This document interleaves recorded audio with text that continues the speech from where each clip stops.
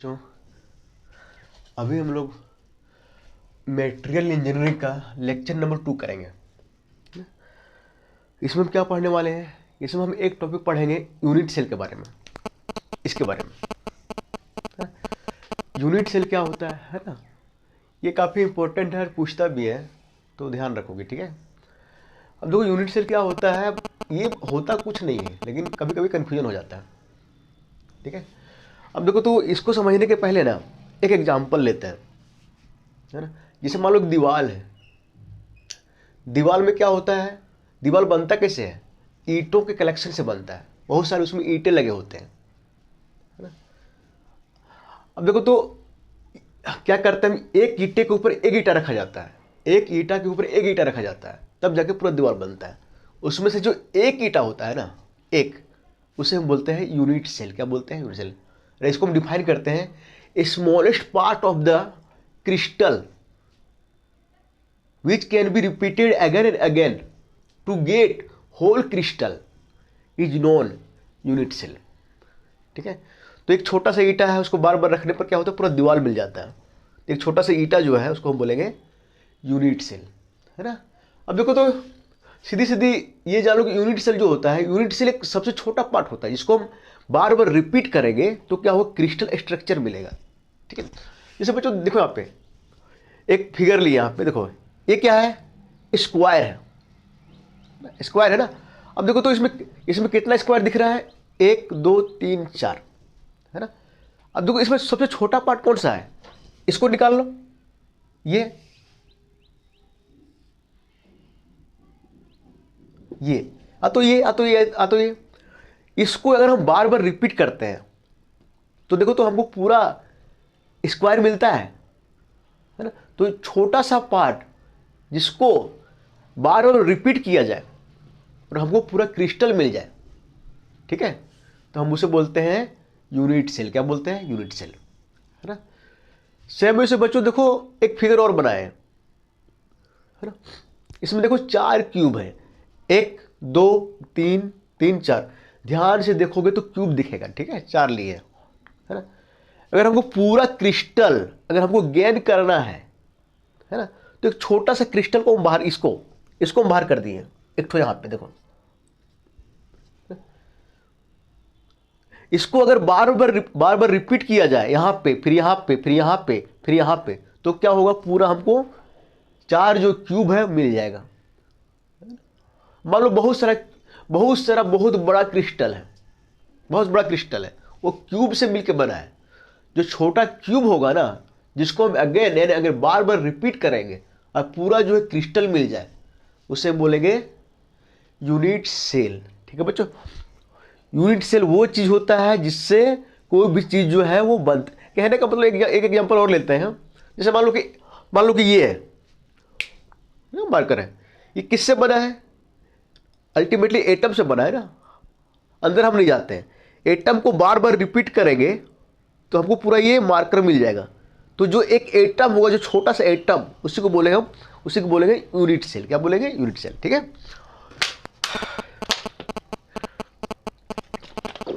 चलो बच्चों देखो तो यहां के केस में समझ में आ गया होगा कि यूनिट सेल जो होता है स्क्वायर होता है, क्यूबिक के केस में यहां पे क्यूब होता है ना। अब देखो यूनिट सेल जो होता है ना बच्चों, वो 2 टाइप का होता है। एक को बोलते हैं प्रिमिटिव यूनिट सेल, एक को बोलते हैं नॉन प्रिमिटिव यूनिट सेल, ठीक है। प्रिमिटिव में क्या होता है बच्चों, जैसे मान लो कि यहां देखो इस स्क्वायर से एक यूनिट सेल हम बाहर निकाले है, ठीक है, इसको हम यहां बनाए हैं, ठीक है। प्रिमिटिव में क्या होता है, जो लेटिस पॉइंट होता है वो सिर्फ कॉर्नर में होता है। देखो यहां पे यहां पे यहां पे यहां पे बनाए ना, जो रेड पेन से बनाए हैं, डॉट दिए हैं, वो क्या है, लेटिस पॉइंट है। अब लेटिस पॉइंट क्या होता है ना, हम बताए थे पहले लेक्चर में, ये एक हाइपोथेटिकल पॉइंट होता है, इमेजिन करते हैं, इमेजिनरी पॉइंट होता है, कहाँ पे, स्पेस में।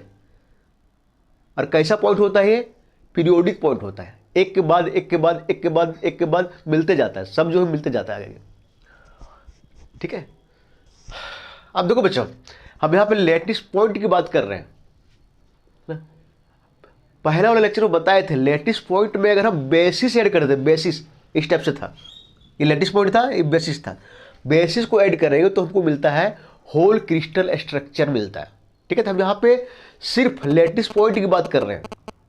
ठीक है, और बेसिस क्या होता था, वो ग्रुप्स ऑफ एटम होता था। एक बेसिस में एक एटम भी हो सकता था, एक से अधिक एटम भी हो सकता था, है ना। अब देखो तो प्रिमिटिव में क्या होता है, जो लैटिस पॉइंट होता है सिर्फ कहाँ पे होता है, कॉर्नर में, यहाँ पे यहाँ पे यहाँ पे यहाँ पे। ठीक है, मान लो क्यूब है ये, तो लैटिस पॉइंट जो होगा सिर्फ कॉर्नर में, यहाँ पे 1 2 3 4 5 6 7 8 8 लैटिस पॉइंट। इसमें कितना है, 4 लैटिस पॉइंट। ठीक है बच्चों, अब देखो तो जो लैटिस, अब देखो ध्यान रखना, ये लैटिस पॉइंट की बात कर रहे हैं। ठीक है, एटम्स की बात नहीं कर रहे हैं।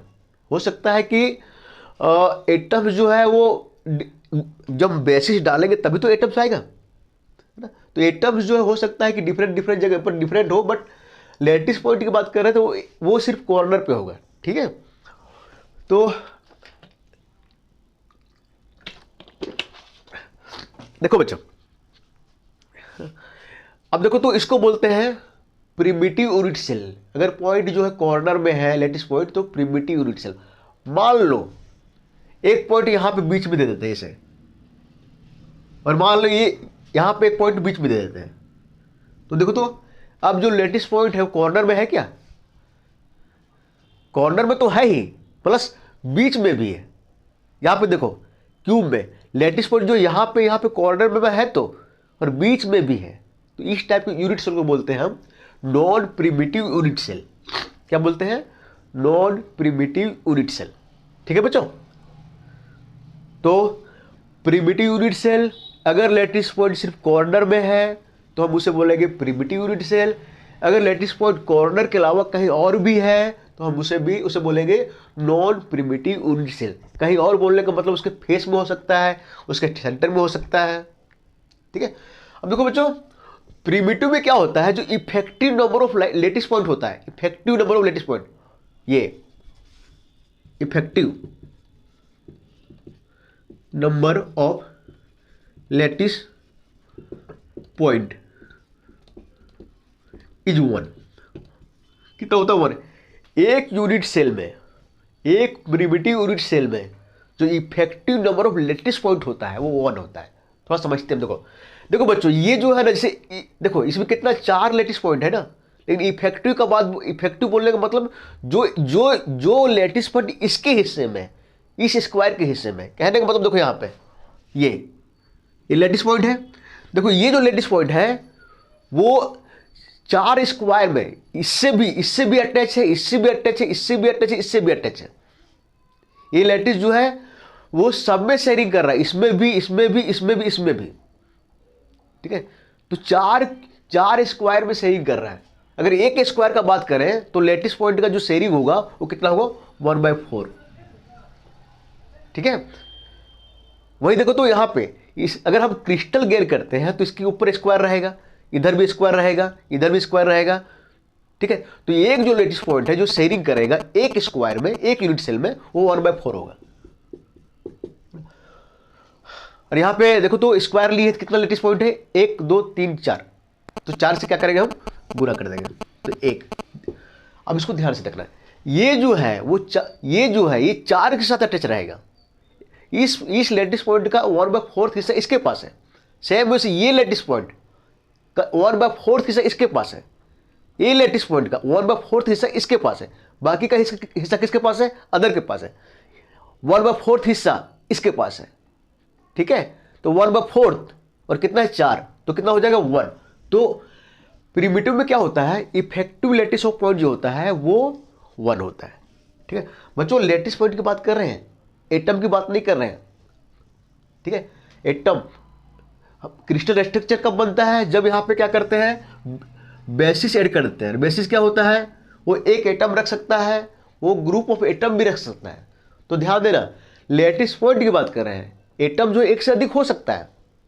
ठीक है, अब देखो क्यूब में क्या है, देखो यहां पे सिर्फ कॉर्नर में 1 2 3 4 5 6 7 8, है ना। अब बच्चों ध्यान दो, ये जो अगर क्रिस्टल बनेगा पूरा, ठीक है, तो क्या होगा, इधर भी क्यूब होगा, एक इधर भी होगा, एक ऊपर भी होगा, एक ऊपर भी, उसके पीछे, मतलब एक यहाँ पे एक जो लेटिस पॉइंट है ना, इमेजिन करना, फिगर जो देख लेना, वो 8 लेटिस पॉइंट से शेयरिंग करेगा। ये जो एक लेटिस पॉइंट है वो 8 लेटिस पॉइंट से शेयरिंग होगा। तो इसके हिस्से में कितना आया? 1/8। ठीक है। अब जो कितना पॉइंट है, 1 2 3 4 5 6 7 8, है ना। एक लेटिस पॉइंट का 1/8 हिस्सा इसके शेयरिंग में आ रहा है। तो 8 लेटिस पॉइंट का इसका 1/8 हिस्सा, इसका 1/8 हिस्सा, इसका 1/8 हिस्सा, तो क्या करेंगे? 1/8 इंटू 8 से मल्टीपल करेंगे तो क्या होगा? 1। ठीक है। तो ये मेरा हो गया प्रिमिटिव यूनिट सेल। ठीक है। तो effective number of lattice point जो होता है प्रिमिटिव यूनिट सेल में वो 1 होता है। ठीक है, इसको ध्यान रखना। ठीक है। ठीक। तीसरी चीज ये बच्चों कि जब पहला क्लास में जो पहला लेक्चर लिए थे उसमें हम लिखते थे ट्रांसलेशनल वेक्टर। देखो तो यहाँ पे बी है, यहाँ पे ये है ना। इसको थोड़ा सा अगर ट्रांसलेशनल वेक्टर लिखना है हमको तो ऐसे लिखेंगे, टी बराबर n1 ये plus n1 n2 B, 2 dimension में। जहां पे क्या होता है n1 n2 जो होता था वो क्या होता था? इंटीजर हो सकता था, नॉन इंटीजर हो सकता था। ठीक है। और ये भी क्या है? Lettuce parameter. लेटिस पैरामीटर क्या होता है? ये साइड, अगर वेक्टर के रूप में दिखाया हम साइड को तो बोलते हैं उसको लेटिस पैरामीटर, है ना। तो क्या होता है इसमें से, अगर n1 n2 दोनों अगर इंटीजर है तो उसे बोलेंगे प्रिमिटिव यूनिट सेल। ठीक है। अगर n1 n2 इंटीजर नहीं है, 1/2 है, 1/3 है, तो हम उसे बोलेंगे नॉन प्रिमिटिव यूनिट सेल। ठीक है बच्चों। अब देखो तो थोड़ा सा लाइन कट गया बच्चों, हम खिड़की खोल रहे हैं, है ना। 1 मिनट बच्चों। ठीक है। चलो आगे बढ़ते हैं। अब देखो तो बच्चों, थोड़ा इधर मिटा देते हैं। ठीक है बच्चों। तो हम प्रिमिटिव में क्या पढ़े? प्रिमिटिव यूनिट सेल कौन सा होगा? वो यूनिट सेल जिसमें से लेटिस पॉइंट जो सिर्फ कॉर्नर में हो, वो यूनिट सेल जिसमें effective number of lattice point 1 हो, वो यूनिट सेल जिसमें अगर हम ट्रांसलेशनल वेक्टर लिखे और n1 n2 n3 का वैल्यू इंटीजर हो, उसे हम क्या बोलेंगे? Primitive unit cell. अगर इस कंडीशन को फॉलो नहीं करता है यूनिट सेल तो उसको बोलते हैं नॉन प्रिमिटिव, इसको ये बोलते हैं। एग्जाम्पल के तौर पर देखो तो यहां पे अगर मान लो यहां पे बीच में भी लेटिस पॉइंट है तो देखो तो एक निकालेंगे हम, एक यूनिट सेल निकालेंगे, यहां पे भी लेटिस पॉइंट आएगा। अब देखो तो 1 2 3 4 इफेक्टिव नंबर जो इसके हिस्से में था 1 था, अरे एक बीच में है तो 2 हो गया ना। यहां पे अगर बीच में लेते हैं तो इसका भी 2 हो जाएगा ना। तो नॉन प्रिमिटिव में क्या होगा? इफेक्टिव लेटिस पॉइंट जो है वो 1 से अधिक होगा, 2 हो सकता है, 4 हो सकता है, कुछ भी हो सकता है। ठीक है बच्चों, लेटिस पॉइंट की बात कर रहे हैं हम। ठीक है, हम एटम्स की बात नहीं कर रहे हैं, क्योंकि लेटिस पॉइंट में क्या करते हैं? बेसिस को ऐड करते हैं और वो क्या होता है? एटम हो, एक एटम उसमें हो सकता है तो फिर ग्रुप ऑफ एटम हो सकता है। ठीक है। तो यहां पे लेटिस पॉइंट की बात कर रहे हैं। ठीक है बच्चों। अब एग्जाम में क्या लिख के आओगे, नहीं लिख के आओगे, कैसे लिख के आओगे, उसको हम देखते हैं। चलो ठीक है। देखो बच्चों, अब लिख के क्या आओगे एग्जाम में? एग्जाम में अगर आ गया तो देखो इसका डिफिनेशन क्या लिखोगे? यूनिट सेल बराबर smallest part of crystal, crystal का smallest part which can be repeated again and again, जिसे रिपीटेड किया जा सकता है बार बार, to get whole crystal is known unit cell. Crystal का स्मॉलेस्ट पार्ट, देखो ये एग्जांपल लिए हैं, ये लिए है मेरा क्रिस्टल, ये इसको मान रहे हैं क्रिस्टल पूरा, इसका स्मॉलेस्ट पार्ट कौन है? ये विच कैन बी रिपीटेड है, इसको रिपीट करो ऊपर ऊपर ऊपर, again and again to get whole crystal is non unit cell. ठीक है, ये मेरा क्रिस्टल है ना। बहुत सारे होंगे, 4 बनाए, 1 2 3, 2D में है। ठीक है, छोटा सा ये पार्ट जिसको हम बार बार रिपीट करेंगे तो क्या मिलेगा? Whole crystal. ये यहाँ पे लिखे हैं, इसको बोलते हैं हम यूनिट सेल। क्या बोलते हैं? Unit cell. बच्चों ये 2D में है। 3D में देखते हैं, देखो यहाँ पे ध्यान से देखो, इसमें 4 क्यूब है, एक ये है पहला, देखो ध्यान से देखना, 4 क्यूब है, 1 2 3 4। यदि हमें पूरा क्यूब गेन करना है तो एक छोटा सा क्यूब निकाल लेंगे बाहर। ठीक है, और जो छोटा सा क्यूब होगा वही, उसे हम क्या बोलेंगे, यूनिट सेल। ठीक है, हम बच्चों आगे क्या लिख के आओगे, there are two types of unit cell, दो टाइप का यूनिट सेल होता है। पहला प्रिमिटिव यूनिट सेल, दूसरा नॉन प्रिमिटिव यूनिट सेल। इसके नीचे क्या लिख के आओगे, unit cell having lattice points only corners, वो यूनिट सेल जिसमें से लैटिस पॉइंट सिर्फ कॉर्नर में हो, है ना, उसे हम बोलते हैं प्रिमिटिव यूनिट सेल। देखो यहाँ पे ये यूनिट सेल है मेरा, इसको देखो यहाँ पे ले आए, ये है ना, यहाँ पे देखो तो एटम जो है कहाँ पे, सिर्फ कॉर्नर पे है ना, कॉर्नर पे है। एक मिनट बच्चों, देखो लैटिस पॉइंट क्या सिर्फ कॉर्नर पे है ना। ठीक है बच्चों, एक क्यूब यहाँ से, देखो ये मेरा क्या यूनिट सेल है, एक क्यूब यहाँ पे लाया है, यहाँ पे देखो तो लैटिस पॉइंट दिखा दोगे, हम भूल गए। ठीक है, 1 2 3 4 5 6 7 8, देखो तो लैटिस पॉइंट कहाँ पे है, सिर्फ कॉर्नर पे है। ठीक है बच्चों, तो प्रिमिटिव में क्या होता है, लैटिस पॉइंट जो होता है सिर्फ कहाँ पे होता है, कॉर्नर पे। ठीक है, आगे लिख के आओगे, effective number of lattice point is 1। एक यूनिट सेल में जो effective number of lattice point होता है वो कितना होता है, 1। ठीक है, अगर हम ट्रांसलेशनल वेक्टर लिखते हैं तो n1 a vector plus n2 b vector plus n3 c vector, जहाँ पे n1 n2 n3 क्या होता है, इंटीजर। अगर इंटीजर है तो वो मेरा प्रिमिटिव यूनिट सेल है।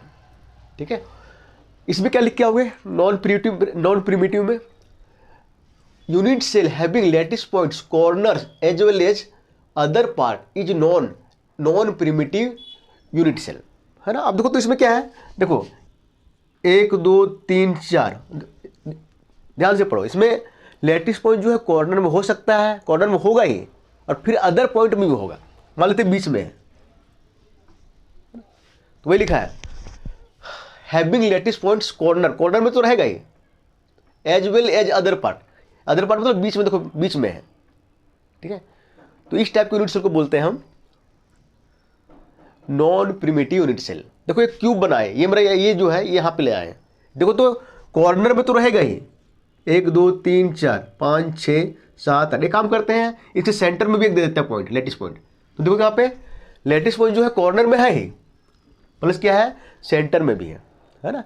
तो इस टाइप के यूनिट सेल को बोलेंगे नॉन प्रिमिटिव यूनिट सेल, है ना। आगे जो है effective number of lattice point is more than 1, जो effective number of lattice point इसमें क्या होगा, एक से अधिक होगा।